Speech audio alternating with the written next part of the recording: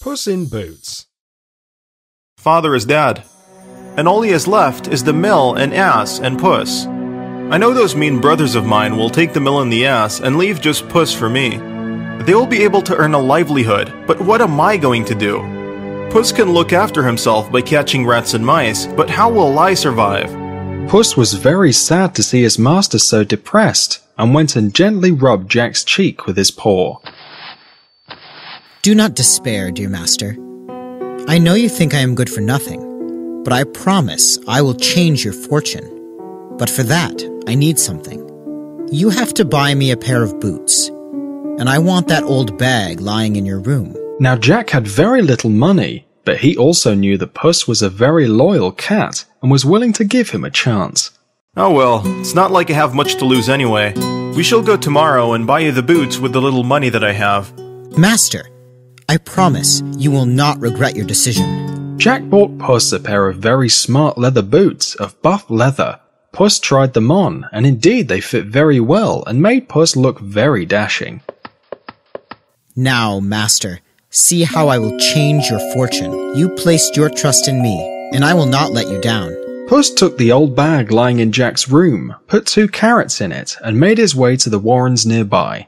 As he had expected, soon 2 curious rabbits came sniffing up to the bag. Puss immediately pounced on them, put them in the bag and tied the strings of the bag. He then started for the palace and asked to be presented to the king. Greetings to your majesty. My master, the Marquis of Carabas, sends you his respects and a gift of these rabbits. Oh, these look like juicy little fellows. Take them to the cook and ask him to prepare them for the evening meal. And convey my thanks to your master, The Marquis of Carabas, your majesty. Yes, the Marquis of Carabas. Can't say I've heard of him, though. The cooks cooked a delicious meal, which the king and his beautiful daughter enjoyed. After a few days, Puss again came to the palace, this time with 2 big partridges. So, young fellow, how was your master? My master is well, your majesty. He sends his good wishes and a present for you. Another present, eh? Well, and what has he sent now? Your majesty, please accept these partridges, which my master, the Marquis of Carabas, has sent with his respects. Oh, nice plump ones, I say. They should make a good meal. Thank your master once again, and I should look forward to meeting him sometime. The king and his daughter enjoyed the partridges and spoke about the generosity of the Marquis of Carabas. Puss would also take back a rabbit or a partridge or 2 for Jack, besides what he took for the king. Thus, Jack and Puss lived life comfortably in their small hut, and Jack was never hungry anymore. As time passed, Puss made several trips to the palace with fine game for the king, always telling the king that it was from his master. The noblemen at the palace were also all speaking about the Marquis of Carabas, whom none had seen or heard of, but everyone was curious about. I think it is now time for the king to meet my master. But how is that going to happen? My master has no fine clothes nor a carriage to take him to the palace. I have to think of some plan. The next day when Puss set off to catch some rabbits, he saw some people talking excitedly by the road leading to the river. Curious, he walked up to the crowd to find out what was happening, and heard the people saying that the king and his beautiful daughter would be passing by the next day. A brilliant idea came into Puss's mind, and he rushed home. Master! Hold on, what's the matter? Master, it is time to introduce you to the king. Puss, are you out of your mind? I think you need to rest a bit. No, master. This is the opportunity for us. Tomorrow, the king is passing this way with his daughter, and this is the opportunity for us. I really don't know what you're talking about, but I think you want us both to be killed by the king. Master, just listen to me, please. Trust me, and just do as I tell you to. Jack was not completely convinced, and was not too keen to go before the king. Puss has been very loyal to me, and given me no reason to doubt him. He's kept me well fed with all the rabbits and partridges that he catches for me. Maybe I should trust him, as he seems so confident of himself. Oh well, I'll go along with you, but I just hope you know what you're doing and don't land me and yourself in trouble. Don't you worry, master. Your fortune is going to change, and your days in this miserable hut are soon going to be over. The next day, Puss took Jack to the river beside which the king was supposed to pass. When he saw from afar the king's carriage approaching, he went to Jack. Quick, master. Take off your clothes and get into the water. What the? Are you out of your mind? Please do as I tell you, master. There is no time to be lost. I just hope you know what you're doing. Puss quickly hid Jack's old and tattered clothes and went back to where Jack was standing in the cold water. As the king's carriage came near, Puss started shouting out, Help, help! Oh, someone please help! The king looked out of the carriage window and instantly recognized Puss. Oh, your majesty. My master had come to bathe in the river and some robbers have made off with his clothes. He will surely drown or freeze to death if he is not saved. The king immediately ordered his attendants to bring Jack out of the water and sent a groom to the palace to bring a fine suit for Jack. The groom soon returned with a purple and gold suit befitting a royal person. Jack, who was a handsome lad, looked like a prince in the new clothes. Finally we meet the Marquis of Carabas. Must say, he is a handsome fellow. The king invited Jack to sit with him in the royal carriage, where his daughter was also seated. Jack, who was a shy boy, was hesitant to do so. Oh, do come and join us. We shall be very pleased with your company. The princess's sweet and beckoning smile made Jack immediately fall in love with her, and he went and sat down beside her. When Puss saw his master seated with the princess, he went and told the coachman the direction to follow, and ran ahead as fast as he could. He reached a field of corn where reapers were busy at work, and told them, The king's carriage is making its way here. If anyone asks, you must say these fields belong to the Marquis of Carabas. If anyone dares to disobey me, he will be chopped to pieces. The workers were terrified of Puss's threats and promised to obey him. Since it was a lovely day, the king told his coachman to go slowly so that he could enjoy the view. My, what a beautiful sight these fields of corn are. Who do they belong to? I wonder. As instructed by Puss, the workers all answered that the fields belonged to the Marquis of Carabas. Puss went further ahead and instructed the shepherds and farm workers to also say everything belonged to the Marquis of Carabas. What a fine herd of cattle. Who do they belong to? Your Majesty, these belong to the Marquis of Carabas. I see. And these fields of golden wheat also belong to the Marquis of Carabas? Yes, Your Majesty. They all belong to our noble and kind master, the Marquis of Carabas. The king was very pleased to know that not only was his visitor handsome and charming, but was extremely wealthy as well. Of course, Jack had no idea how Puss was doing all this, but he had fallen so much in love with the beautiful princess that he could think of nothing else. In the meanwhile, Puss had rushed ahead to the castle of the very, very mean ogre, who not only owned a beautiful castle, but also all the fields and cattle that Puss had told everyone to say belonged to the Marquis of Carabas. Greetings, sir. Ah, Puss in Boots. Now that's a sight I've never seen before. What are you doing here? I have heard so much about you, sir, that I thought I must see you. Ah, well. Now the ogre was a very conceited and proud fellow, and loved it when anyone praised him. Everyone seems to be talking of your great skills. I have heard that you can change yourself to anything. I find that so hard to believe. Not hard at all. Not hard at all. Just watch this. Suddenly, instead of the ogre, there is a big ferocious lion sitting in front of Puss. Puss leapt up with a start and darted outside the window, clinging on for dear life. Ha ha ha! Frightened you, didn't I? Now come on in. You believe in my powers now? Whew! That was a mighty scare you gave me. Okay. Get your breath back. Puss looks intently at the ogre. Now what? You still doubt my powers? Oh, no, sir. Not at all. Then what is the matter? I don't mean to offend you, sir, but I was just wondering about something. What is it? Out with it! Sir, you are already so huge, so it wouldn't have been difficult for you to change into a big lion. But are you powerful enough to change into something tiny? Like maybe a rat or a mouse? I see you are still not convinced about my powers. Well, here goes. So saying, the ogre turned into a mouse. No sooner had he done this, Puss seized the opportunity. He pounced on him and quickly gobbled him up. Well, mighty ogre, that is the end of you. As soon as Puss ate up the ogre, the whole castle seemed to come to life. All the people who the wicked ogre had cast under his spell were turned back to humans. There was joy everywhere, and everyone hugged Puss for freeing them from the cruel ogre. Oh, we don't know how to thank you. We owe our lives to you. Well, I do need something from you all. Soon the king of the land is coming this way, and you all need to hail the Marquis of Carabas, as he is your new master. Don't worry, he is not at all like the demon who you were under. Your new master is a very kind and noble soul. Anything for the new master. Good. Now I want you all to gather in the hall to welcome your new master, who will be arriving with the king himself.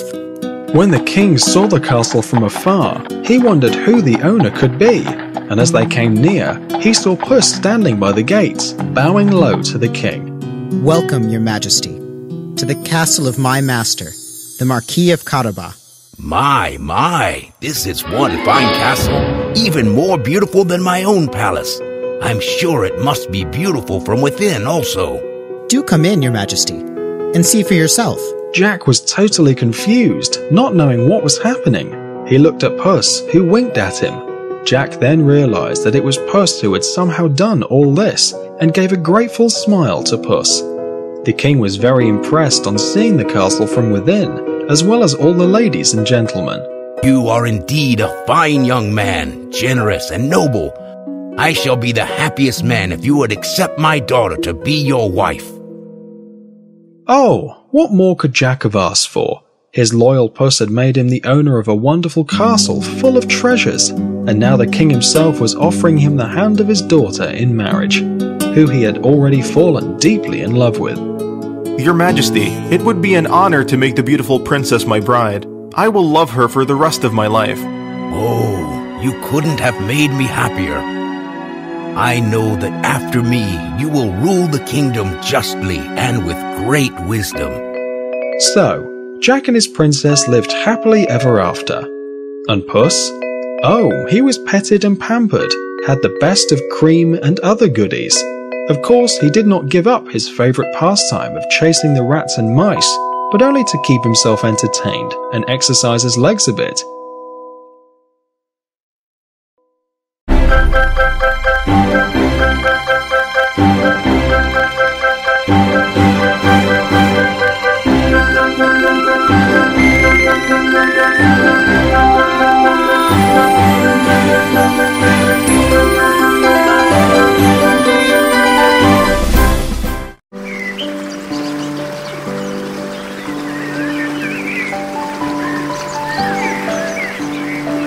Once upon a time, in a village by the forest, there lived a beautiful little girl with her mother.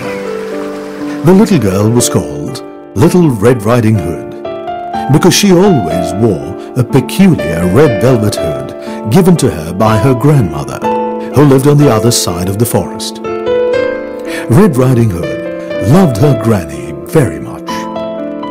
One bright morning, a hunter came to the cottage.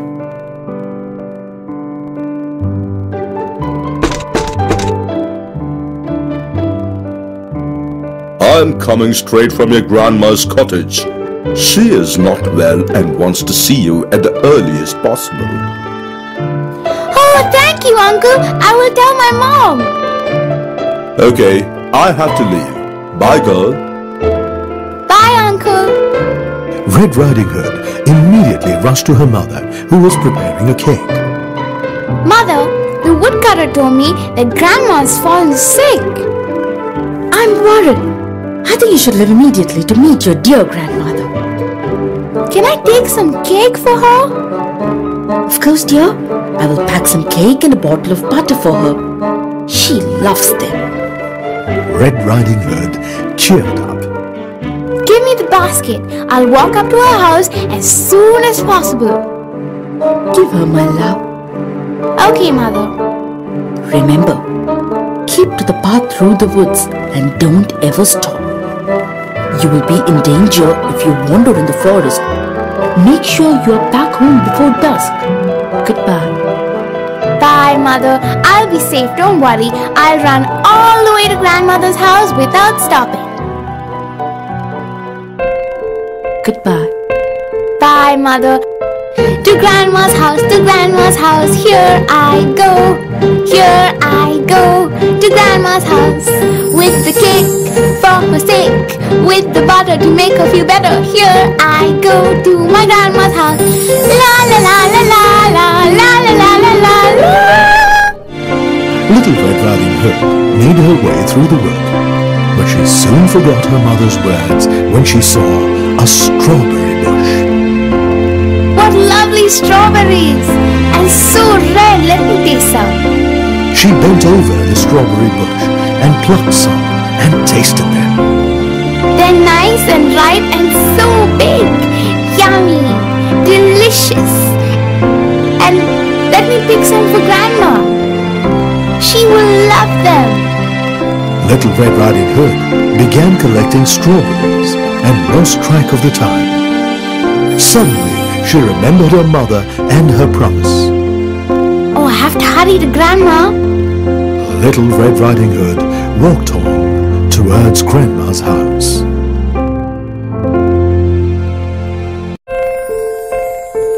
Suddenly, a yellow butterfly fluttered down through the trees. Wow, what a beautiful butterfly.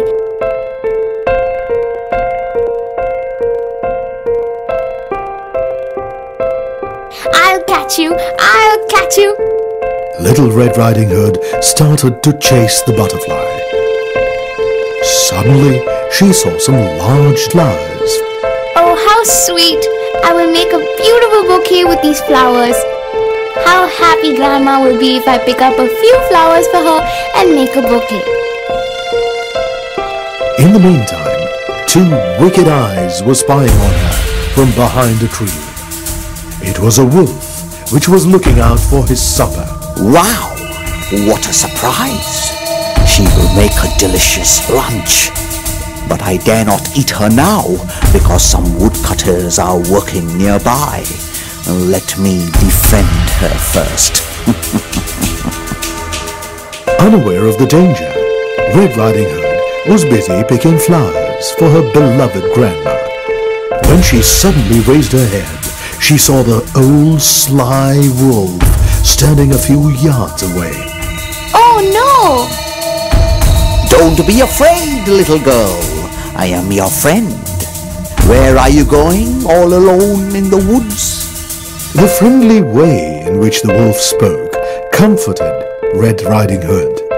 I'm going to see my grandmother. She's not well. What are you taking for her? I'm carrying a cake and a little pot of butter that my mother sent. Oh, I see. Does your grandmother live far from here? No, she lives beyond that windmill, you see? There. Does she live by herself? Yes, but she never opens the door to strangers. Oh, it's getting late. You better hurry along, dear. Goodbye. Goodbye. Little Red Riding Hood left the place after bidding goodbye to the wolf. What a lucky day. I'll gobble up the grandmother first and then wait for the grandchild. The wolf took a shortcut and reached the cottage before Little Red Riding Hood.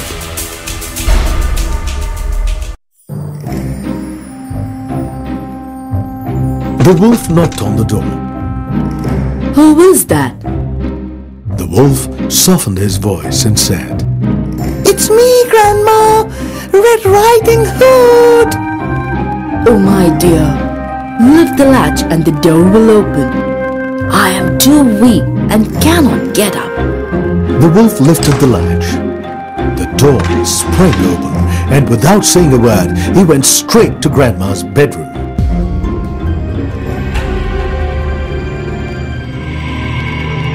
Oh my goodness! Help! Help! Help! Somebody help me! But there was no one around who could come to her rescue. No one is here to help you.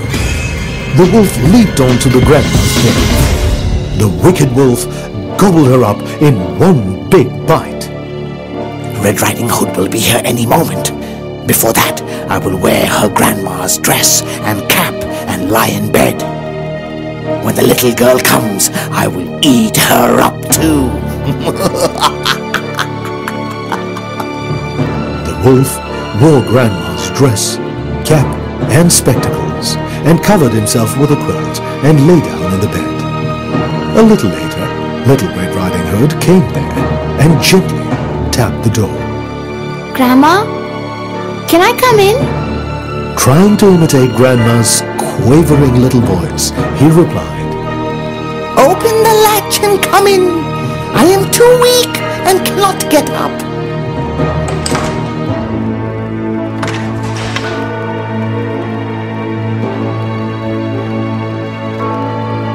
Why have you kept the doors open, Grandma? The wolf kept quiet. Red Riding Hood kept the basket on the table. Since she did not receive the answer, she went to the bed and drew back the cover.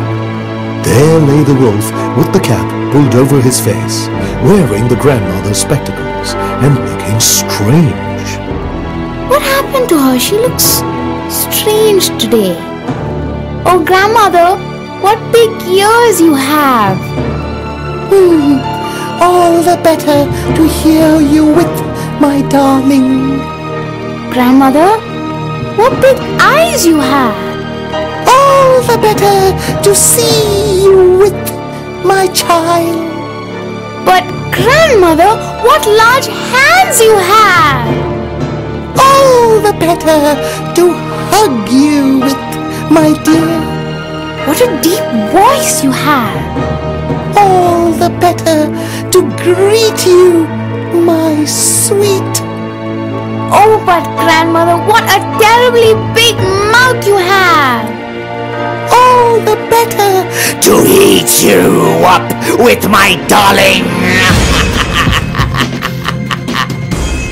And hardly had the wolf said this when he leaped and with one bound pounced on Little Red Riding Hood. I will devour you!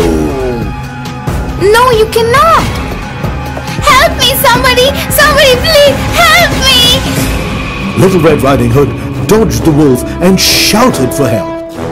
No one is here to help you. Even your grandmother shouted for help, but now she is in my stomach, sleeping peacefully. The wolf pounced on her and gulped her too in one bite. After a hearty meal, the wolf again slipped into Grandma's bed for an afternoon nap. In the meantime, the hunter was passing by the cottage and heard the strange snoring of the wolf. What is that strange noise? The hunter peeped inside. He saw the wolf sleeping on Grandma's bed. Where is the old woman?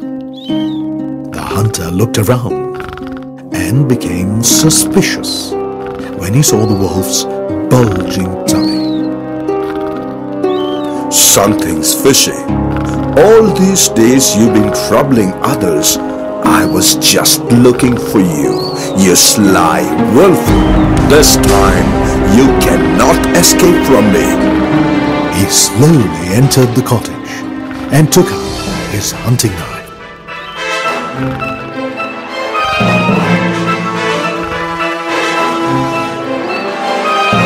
Let me gently cut open her stomach. I sure hope I can save the granny from harm. He cut open the stomach and saw the Red Hood. Oh my God! Little Red Riding Hood! This wolf has swallowed her too! First, Red Riding Hood jumped out of the wolf's tummy and next came out her grandma. They both were troubled by the deep darkness inside. Are you okay, my child? Yeah, but it was dark inside. Thank you, kind hunter. Thank you for saving me and my grandma. You arrived just in time. Thanks for your help. Don't mention it. I have been looking out for this world for a long time now. Now go and bring some stones. Let's fill up his stomach. Red Riding Hood bought some stones which the hunter put into the wolf's stomach. Can I get a needle and a thread? What for? We will stitch his stomach, and that will teach him a lesson. So the hunter stitched up the wolf's stomach. The wolf woke up after a few seconds, and when he saw the hunter, he tried to escape but could not run fast, as his stomach was very heavy. He still managed to escape and ran out, but after running for a little while, he fell down dead. It's safe to go home now. The big bad wolf is dead and gone, and there is no danger on the path. Still scared, the little girl hugged her grandmother. Oh, what a dreadful fright! I forgot something. What is it? The happy girl took out the bouquet, berries and cake, and laid it on the table. Look, Grandma, what delicious presents I brought for you. Oh, how nice of you. Okay, now I must leave. No, let's have the cake and butter together. All of them relished the delicious cake and butter. The hunter peeked out of the window. Soon it'll be dark outside. My dear little child, I think you must leave now.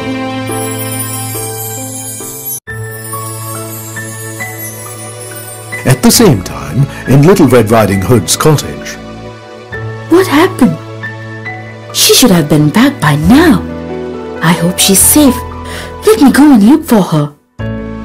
Little Red Riding Hood's mother went in search of her daughter.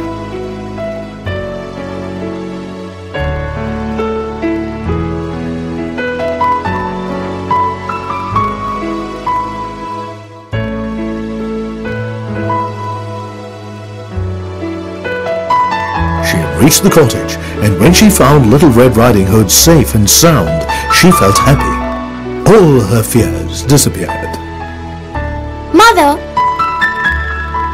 Little Red Riding Hood narrated what happened and how the hunter saved them.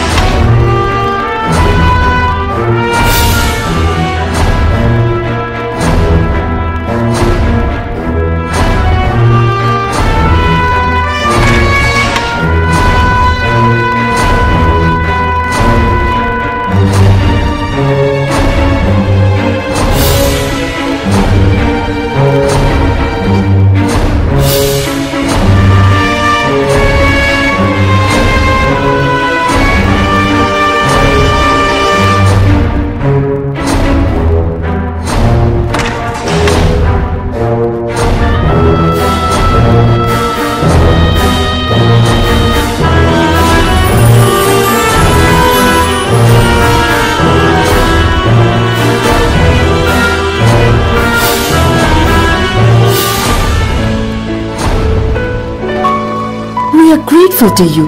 Thank you, kind sir. After thanking the hunter again, Little Red Riding Hood and her mother set off towards the wood to their cottage. Didn't I tell you not to talk to strangers and wander through the woods? I'm sorry, Mother. Now I promise that I will never talk to strangers and wander alone in the woods. I'm sure from now on she will listen to you. Okay, Mother. Take care of yourself. We have to reach home before it gets dark. Come, dear, let's start. Goodbye, dear. Goodbye, Grandma. Months rolled by. One day, Red Riding Hood, take this cake and visit your grandmother. It's been a long time since you've met her. She sent a word through the hunter that she wants to see you. Okay, Mom. As usual, pack her some cake and butter. Yes, dear. I will definitely do that. This time, Red Riding Hood was on her guard and went straight to her grandmom's house.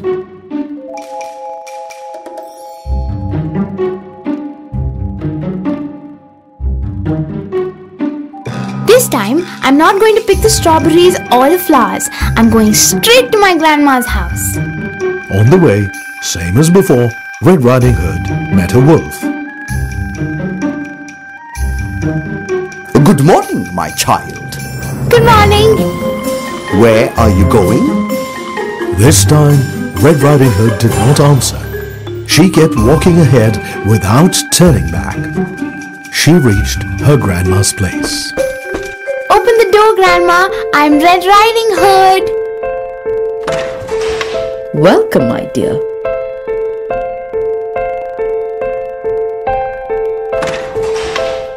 Grandma, I met a wolf.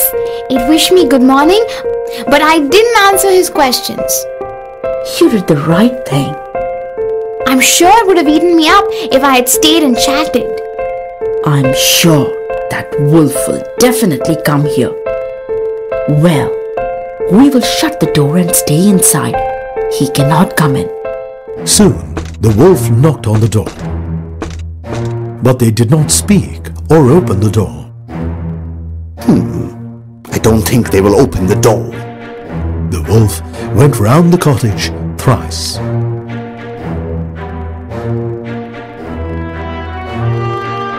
I can't find another way to get into the house. The wolf thought for some time. I have an idea. I will climb up on the roof and wait for Red Riding Hood to leave. In the dark, I will pounce on her and have her feast.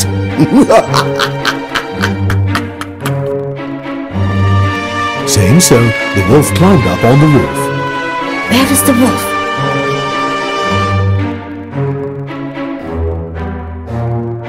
Grandma, I hear some noise on the roof. I know what the wolf is up to. He is hiding on the roof. We have to think of something. What are we going to do? Darling, take the pail, fill the water in the trough, and let's keep the sausages which I prepared yesterday. Okay, Grandma. There was a big stone trough before the house. Red Riding Hood carried the water and poured into it until the great trough was quite full. Now, let me place these sausages next to it. Red Riding Hood kept the sausages and went inside and again locked the door.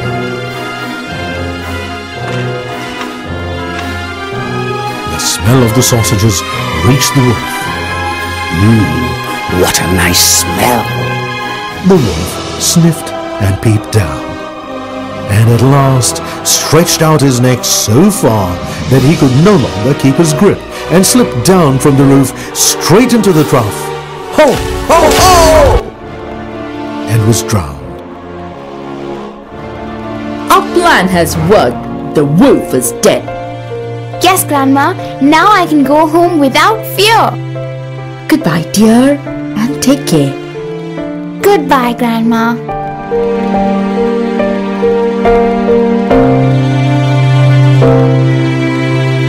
Here I go, back to my mother, back to my home, safe and sound. Whee! La la la la la la la la. We are here, Mom. Children, it's time for your dinner. It's yummy soup today. Children, listen. You're all grown up. Now you have to have your own house to live in. Your father has built this house strong and sturdy. I want you to build another one the same way. But how will